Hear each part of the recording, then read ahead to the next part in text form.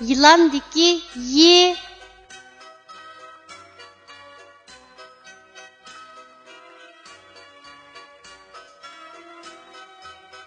Bu harfning talaffuz qilinishi mundaq. Y.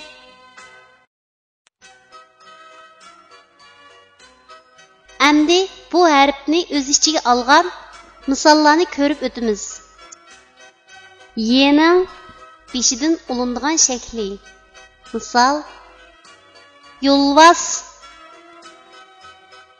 Y'ning bosh va oyog'idan olinadigan shakli. Misol: adyal. Y'ning oyog'idan olinadigan shakli. Misol: sharqiy.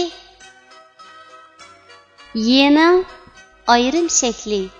Misol: choy.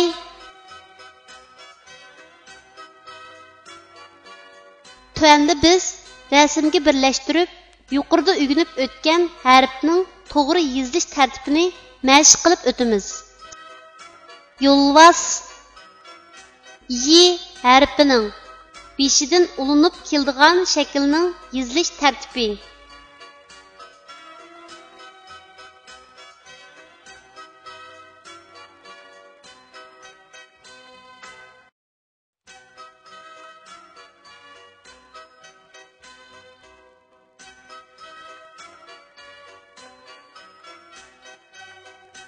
Adyal. Y harfining bosh va oyog'idan olinib keladigan shaklning yozilish tartibi.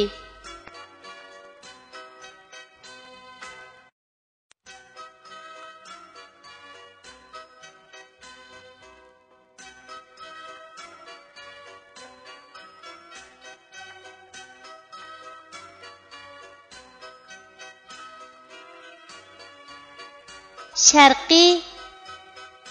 Y harfining oyog'idan olinib keladigan shaklning yozilish tartibi.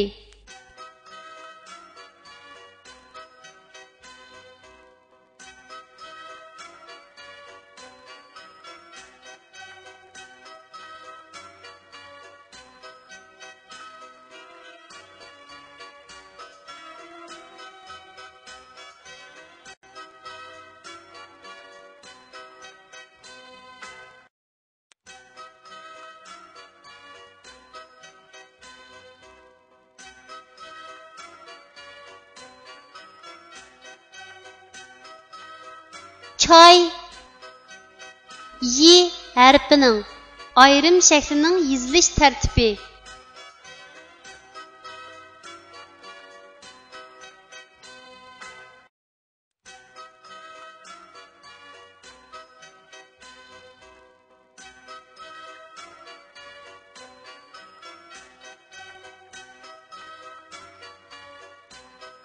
Kichik do'stlar, tuandagi so'zlarni Manga ayishib o'qinglar.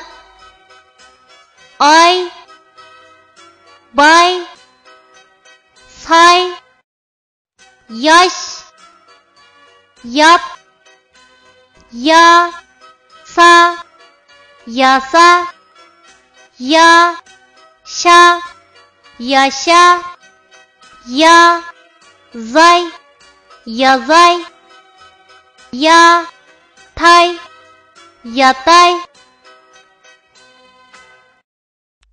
Yulduzlarga qo'naman. Osmondagi po'lat qush o'ynab uchsan. Qoyil qilib hammani hardam zafar quchsan.